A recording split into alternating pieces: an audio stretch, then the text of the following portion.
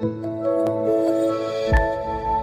noite, família. Boa noite. Boa noite a todos. Aqueles que foram nos acompanhar pelas redes sociais também. É um privilégio da gente poder falar acerca de Deus, da sua palavra. Hoje nessa nova etapa juntos.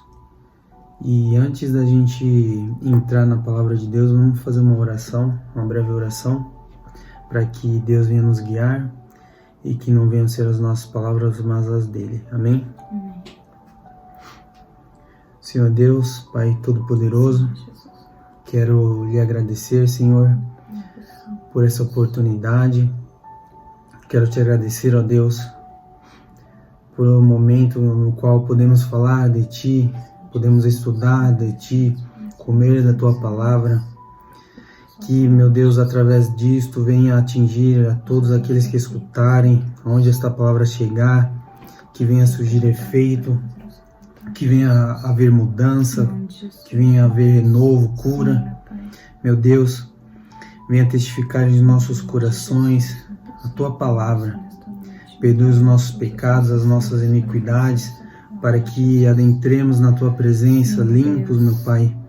Que venhamos deixar de lado todas as distrações, tudo aquilo que possa vir contra, para nos impedir de alcançar a Tua vontade, Pai. Venha nos usar como Teus servos, como verdadeiros atalaias da Tua palavra. Em nome de Jesus, certo de que o Senhor nos ouve. Teu o reino, poder e a glória para todos sempre. Amém. A palavra que Deus nos deu tem por tema a confissão de Pedro. Eu marquei aqui 7 pontos para a gente ler e estudar juntos. E eu peço que os irmãos abram em João, capítulo 6, versículo 69. Ou melhor, versículo 68. Então Simão Pedro respondeu-lhe: Senhor, para quem iremos nós? Tu tens as palavras da vida eterna. 69. E nós cremos e estamos certos de que Tu és o Cristo, o Filho do Deus vivo. Lê na sua versão, amor. Simão Pedro lhe respondeu: Senhor, para quem iremos? Tu tens as palavras de vida eterna. Nós cremos e sabemos que és o Santo de Deus.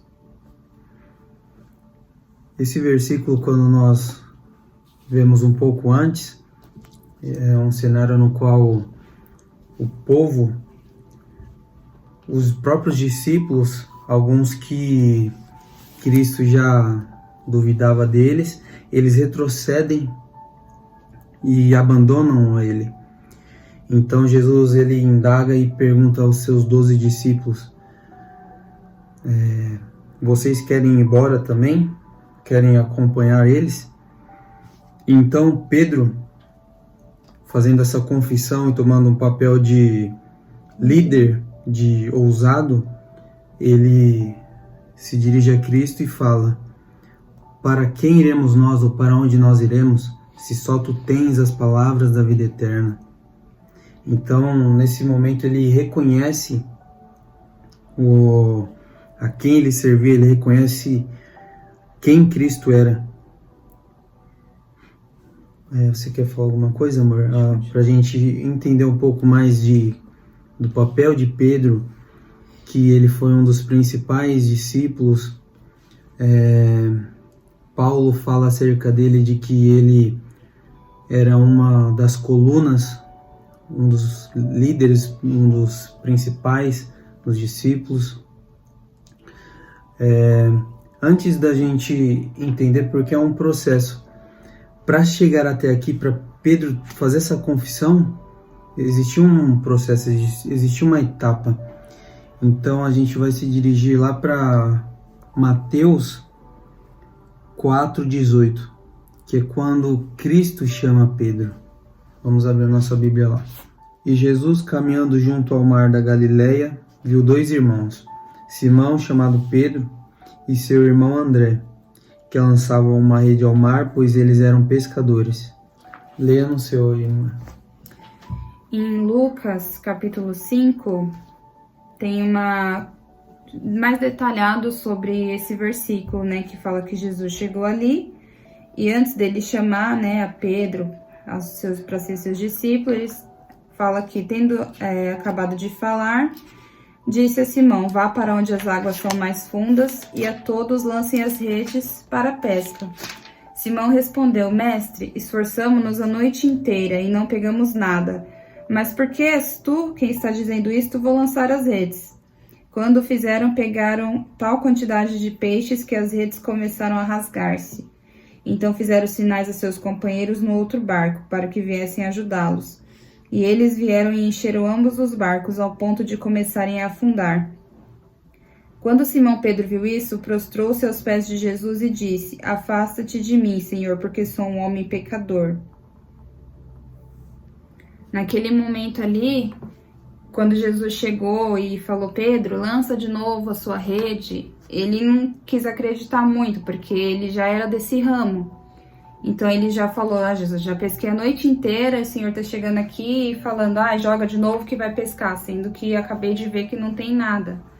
Só que naquele momento ele decidiu crer, né, na palavra de Cristo e falou: tá bom, então eu vou jogar. E jogou e viu que pescou muito e ficou maravilhado, ele e os outros, né? Então Deus disse a ele: se você me seguir, você não vai ser só pescador de peixes, né? Vai ser pescador de homens, de almas. Exatamente. No momento que Pedro deixa Deus guiar as mãos dele, deixa Deus ser o Senhor dele, Cristo nesse ato mostra que ele é muito mais do que um simples Senhor, um simples Deus. Ele é o Deus dos mares, o Deus da terra. Ele mostra todo o seu poder, todo o seu domínio, e Pedro, maravilhado com aquilo, ele se prostra de joelhos e diz, aqui Lucas 5, 8, afasta-te de mim, Senhor, porque eu sou um homem pecador. Ele reconhece a sua pequenez, reconhece que ele é homem pecador e que não é digno do Senhor. Então, a gente, quando continua a leitura, a Bíblia vai nos dizer que ele estava admirado, e com ele todos também, diante de tal milagre, porque eles eram homens de pesca, e a Bíblia deixa bem claro que isso foi algo milagroso, de tamanha quantidade de peixes que eles pegaram, a tal ponto que a rede quase se rompe, né? O segundo ponto que a gente observa dessa palavra por tema a confissão de Pedro é quando Pedro ele reconhece a Cristo. Então tem como base em Mateus capítulo 16, versículo 13. Vindo Jesus às regiões de Cesareia de Filipe, perguntou aos seus discípulos, dizendo: quem dizem os homens que eu, o Filho do Homem, sou? E eles disseram: alguns dizem que é João o Batista, outros Elias e outros Jeremias ou um dos profetas. Disse-lhes ele: mas vós, quem dizeis que eu sou? E Simão Pedro, respondendo, disse: tu és o Cristo, o Filho do Deus vivo. E Jesus respondendo disse-lhe: abençoado és tu, Simão, pois carne e sangue não revelaram isso a ti, mas o meu Pai que estás no céu. Eu também te digo que tu és Pedro, e sobre esta rocha eu edificarei a minha igreja, e as portas do inferno não prevalecerão contra ela. Em Mateus 16, 13, nós observamos novamente a liderança e a ousadia de Pedro, no qual a Bíblia destaca novamente essa iniciativa dele, de que quando Cristo pergunta para os discípulos o que os homens falam acerca dele, de quem ele seria, então os homens dizem: alguns falam que você é João, outros Elias e Jeremias, assemelham Cristo com alguns dos profetas antigos. Então Cristo vira e faz uma pergunta para os discípulos: mas e vós, quem dizeis que eu sou? Então, todos os discípulos poderiam de fato ter respondido, mas a Bíblia fala que o único que responde é quem? Simão Pedro. Então ele confessa: Tu és o Cristo, o Filho do Deus vivo. E Cristo responde dizendo-lhe: Abençoado és tu, Simão Pedro, pois carne e sangue não revelaram isso a ti, mas o meu Pai que está no céu. E eu também te digo que tu és Pedro, e sobre esta rocha eu edificarei minha igreja, e as portas do inferno não prevalecerão contra ela. Logo após a multiplicação dos pães e peixes, né? Quando Jesus sobe ali sozinho na montanha para orar. E aí ele fala para os discípulos irem para o barco, só que quando ele termina a oração, eles já estão muito longe. Muito longe. Aí quando fala aqui em Mateus 14:25. Na quarta vigília da noite, foi Jesus ter com eles, andando por sobre o mar. E os discípulos, ao verem-no andando sobre o mar, sobre as águas, ficaram aterrados e exclamaram: É um fantasma! E tomados de medo gritaram. Mas Jesus imediatamente lhes disse: Tende bom ânimo, sou eu, não temais. Respondendo-lhe Pedro disse: Se és tu, Senhor, manda-me ir a ter contigo, por sobre as águas. E ele disse: Vem. E Pedro, descendo do barco, andou por sobre as águas e foi ter com Jesus. Reparando, porém, na força do vento, teve medo. E, começando a submergir, gritou: Salva-me, Senhor! E prontamente Jesus, estendendo a mão, tomou-lhe e disse: Homem de pequena fé, por que duvidaste? Subindo ambos para o barco, cessou o vento. E os que estavam no barco adoraram, dizendo: Verdadeiramente és filho de Deus. Aí, trazendo essa palavra para nossa realidade, para os dias de hoje, né? Aqui é o mesmo que dizer assim, a gente entregar uma situação, alguma coisa assim na nossa vida nas mãos de Deus, acreditando e confiando: Jesus, eu confio em ti, vou te entregar nas suas mãos, que o Senhor vai fazer o melhor. Só que aí em algum momento vem alguma tempestade, sopra um vento forte, ou acontece alguma coisa na nossa vida que a gente começa a questionar, começa a duvidar, né? Meu Deus, mas por que tá acontecendo isso? Nossa, mas eu tô com medo, eu não vou conseguir, que não sei o que. E aí a gente já duvida, a nossa fé já esmorece, e a gente já começa a ficar com medo. E é onde Jesus fala assim: homem de pequena fé, por que duvidastes? E esse é o problema que a gente tem, enfrenta muito hoje, né? A gente coloca as nossas coisas nas mãos de Deus, e aí logo em seguida, quando acontece alguma coisa, a gente já quer tirar e fazer do nosso jeito, porque a gente não tem, como eu posso dizer? A confiança, né? A confiança plena no Senhor. Exatamente.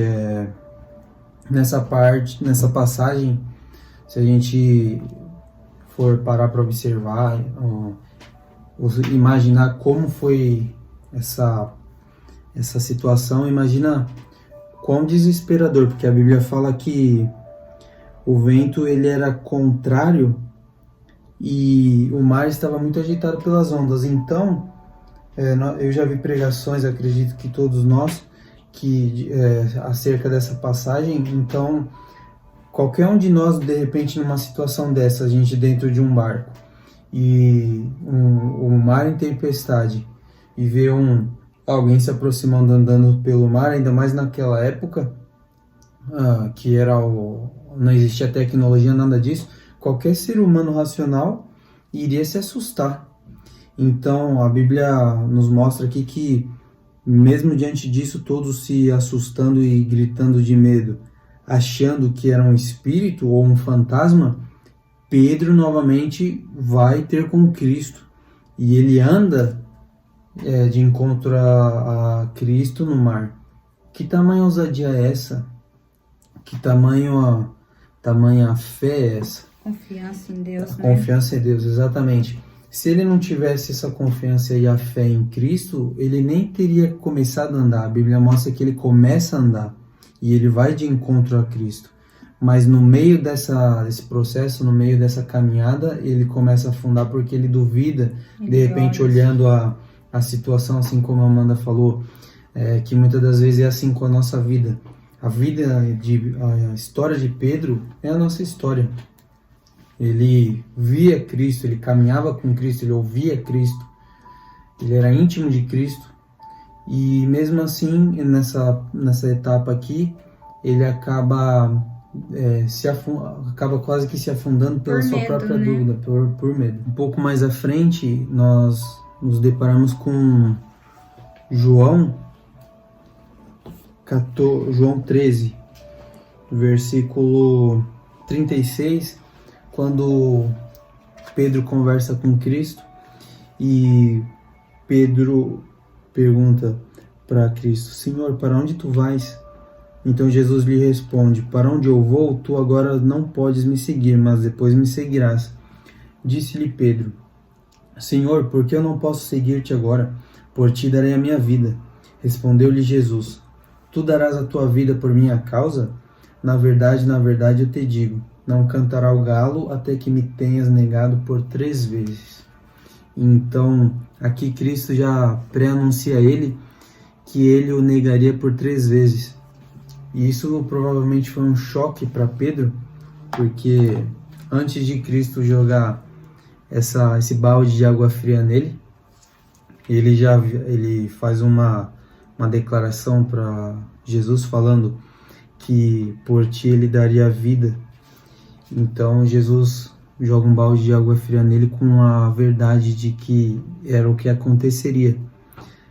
Quando nós vamos para um pouco mais à frente, quando então Judas vai à frente junto com os soldados para prenderem Cristo, e aí com aquele sinal de um beijo, né? Os soldados reconheceriam quem era o Messias, e o Pedro, de repente, por um ato de justiça, um ato de nervosismo, de desespero, de raiva, ele, Jesus, né? Em João 18:10, relata que foi Pedro que corta a orelha de um servo que estava com eles, que tem por nome Malco. Esse momento muito mais também nos mostra a nossa natureza, porque eu ouso falar que muitos de nós faríamos a mesma coisa, sabendo que era o Messias, nosso Senhor, nosso Salvador. Obviamente nós não iríamos querer que ele morresse. Então, vendo que aqueles soldados vêm e que um de nós, por nome Judas, e que traiu o nosso Senhor, eu de repente não ficaria lá parado olhando. Pedro, sendo um homem de temperamento forte, ele de imediato saca aquela arma, uma espada, e arranca a orelha de Malco, daquele servo. Só que ele esquece que isso foi contra o que Cristo o ensinou. Foi totalmente contra as palavras que Cristo pregava, que eram palavras de amor, palavras de mansidão, de paz, e que tudo isso já foi premeditado. Cristo já havia dito para todos eles que ele deveria ser entregue, entendeu? Então Pedro não havia entendido isso corretamente, né? Naquele momento. Em Mateus 26:69 fala: Ora estava Pedro sentado fora no pátio, e aproximando-se uma criada lhe disse: Também tu estavas com Jesus, o Galileu. Ele, porém, o negou diante de todos, dizendo: Não sei o que dizes. E saindo para o alpendre, foi ele visto por outra criada, a qual disse aos que ali estavam: Este também estava com Jesus, o Nazareno. E ele negou outra vez com juramento: Não conheço tal homem. Logo depois, aproximando-se, os que ali estavam disseram a Pedro: Verdadeiramente és também um deles, porque o teu modo de falar o denuncia. Então começou ele a praguejar e a jurar: Não conheço esse homem. E imediatamente cantou o galo. Então Pedro se lembrou da palavra que Jesus lhe dissera: Antes que o galo cante, tu me negarás 3 vezes. E saindo dali chorou amargamente. Aí, como o Reinaldo disse antes, né? Nesse momento ali, a nossa carne acaba falando mais alto, né? Do mesmo modo que ele teve aquele momento de raiva, de querer fazer justiça a Cristo ali, cortando a orelha do servo. Nesse momento ele sentiu muito medo por ver tudo que viria a acontecer com Cristo naquela época, que era muito forte as coisas, né? Ele deixou a carne dele falar mais alto e ficou com medo e começou a negar Jesus. Uma coisa que ele tinha dito a Deus antes que não negaria. Mas naquele momento ele negou e ele lembrou das palavras de Cristo. Foi onde ele sentiu uma amargura muito forte e saiu dali e começou a chorar amargamente, né? E a gente pode observar também que o versículo, ele termina falando que ele chorou amargamente, mostrando que houve de fato o arrependimento. Sim. Porque se terminasse apenas como ele saindo dali chorou, é uma coisa, mas ele chorou amargamente, porque nesse instante ele se lembrou das palavras de Cristo, mas mais do que isso, ele foi confrontado com ele mesmo e ele se arrependeu nesse momento de ter chorado amargamente, de ter pranteado, de ter se arrependido daquilo que ele havia falado de que não negaria, de que se preciso fosse ele iria preso com Cristo. Porque naquele momento ele viu que era muito difícil só falar, né? Exatamente. E quantas vezes nós não nos encaixamos nisso também? Quantas e quantas vezes não negamos a Cristo? Nós falamos, profetizamos, dizemos que eu vou fazer, vou ficar, vou acontecer, ali. Isso, aquilo. E quando vamos ver, o tempo passou, a gente falou que iria fazer, não fez, e Deus ele tem a expectativa de que nós nos cheguemos a Ele, de que nós o adoremos, o sirvamos, né? Mas muitas das vezes o fato de não fazermos isso, a gente acaba negando a Cristo. Sim, o comodismo, né, do dia a dia. Exatamente. Também. Ou um lugar que eu tenho a oportunidade de falar de Cristo, ou que eu tenho uma oportunidade de exercer a minha fé e eu não faço isso, é negar Cristo também. Nós servimos um Deus amoroso, um Deus tardio em irar-se, e vamos parar para pensar quão grande é esse Deus, quão poderoso Ele é, quão misericordioso Ele é. Porque mesmo diante de tudo isso, Pedro tinha todos os motivos para desistir, Pedro tinha todos os motivos para não continuar, não seguir o Evangelho, mas mesmo diante dele, mesmo diante da sua negação, mesmo diante da sua falta de temperança, né, sua falta de equilíbrio, Cristo não desistiu dele, Cristo não o abandonou. Pelo contrário, quando Pedro entendeu a quem ele servia, quando Pedro entendeu esse Deus que ele servia, que era um Deus amoroso, que era o Cristo que nós conhecemos, então o ministério dele começa a desaflorar, o ministério dele começa a ser expandido, e a gente pode ver isso sendo feito, sendo concretizado em Atos capítulo 2, o versículo 36 a seguir, quando Pedro, ele, em um das suas pregações, ele alerta o povo e abre os olhos do povo, dizendo: portanto, que todo Israel fique certo disto, este Jesus a quem vocês crucificaram, Deus o fez Senhor e Cristo. Quando ouviram isso, seus corações ficaram aflitos, e eles perguntaram a Pedro e aos outros apóstolos: irmãos, que faremos?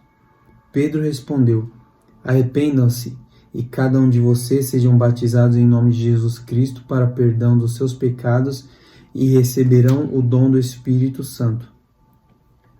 Pois a promessa é para vocês, para os seus filhos e para todos os que estão longe, para todos quanto o Senhor nosso Deus chamar. Com muitas outras palavras os advertia e insistia com eles: salvem-se desta geração corrompida. Leu o 44, amor. Todos os que creram estavam juntos e tinham tudo em comum. Vendiam as suas propriedades e bens, é isso? E distribuindo o produto entre todos à medida que alguém tinha necessidade. Diariamente perseveravam unânimes no templo, partiam pão de casa em casa e tomavam suas refeições com alegria e singeleza de coração, louvando a Deus e contando com a simpatia de todo o povo. Enquanto isso, acrescentava-lhes o Senhor dia a dia os que iam sendo salvos. E aqui, para a gente concluir, a gente sabe que através de todo esse trabalho de evangelização, esse trabalho que Pedro fez sendo usado pelo Senhor para abrir os olhos daquele povo, foram salvos, ou melhor, foram batizados 3.000 almas. Então a gente vê de fato que nesse momento, através de todo aquele início, de toda a carreira de Pedro, a confissão de Pedro, nesse momento então a gente vê que é concretizado o chamado dele, o ministério dele, de ser pescador de almas, batizando 3.000 vidas em um só dia. Isso é algo fenomenal, algo lindo, que se a gente parar para pensar nos dias de hoje, seria um feito extraordinário, histórico. Iria ficar registrado, como a Bíblia fez questão de mencionar isso, de que aquele mesmo Pedro, o que negou a Cristo, o mesmo Pedro que cortou a orelha, o mesmo Pedro que duvidou, que começou a afundar e Cristo salva do mar, esse mesmo Pedro, sendo usado por Deus, salvou 3.000 almas. Que somos nós, né? E aí, complementando, assim como aconteceu na vida de Pedro, acontece na nossa vida hoje também, né? Temos nossos momentos de fraqueza, de dúvidas, como eu já havia dito antes, mas o que Deus espera de nós é isso, que mesmo que aconteçam essas coisas, nós nos arrependemos e continuamos seguindo para o alvo que é Cristo, e com isso, aproveitando as oportunidades que Ele nos dá em vários momentos, de levar a palavra dele, né, de falar às almas, para que assim como Pedro fez também, nós também possamos batizar mais almas para Cristo, né, para o reino dele. Então, para a gente concluir, João 16:15, Cristo nos fala algo lindíssimo. Eu destaquei aqui porque é um versículo que Deus falou bastante comigo. Já não vos chamo servos, porque o servo não sabe o que faz o seu senhor, mas eu tenho vos chamado amigos, porque todas as coisas que eu ouvi de meu Pai vos tenho feito conhecer. Olha que coisa extraordinária. A gente precisa, diante dessa palavra, a gente precisa de fato deixar Deus guiar, deixar Deus colocar as coisas no lugar, no seu devido lugar. Assim como foi com Pedro, que foi um exemplo de altos e baixos, e mesmo assim ele não desistiu. Nós não devemos desistir de Deus, não devemos desistir do Evangelho. Nós sabemos que é um caminho difícil, que envolve renúncia, sim, que envolve muitas das vezes dores, mas Cristo ele nos assegura disso. Nós somos mais do que um servo, somos amigos, somos íntimo dele. Ele nos faz conhecer as coisas, os pensamentos que o Pai pensa a respeito de nós, do mundo. Olha que coisa linda, que coisa poderosa. Então, quando nós entendermos e deixarmos de fato Deus guiar as nossas vidas, as nossas mãos, para pegar essa rede, então nós vamos parar de pescar peixes para buscar verdadeiras almas. Bonito. Falou bonito. Amém. Amém. Deus abençoe vocês, família, todos que escutarem, família. E que Deus possa tocar no coração de cada um de vocês para fazer com que nós aprendamos a deixar Ele guiar a nossa rede. Deus abençoe. Deus abençoe.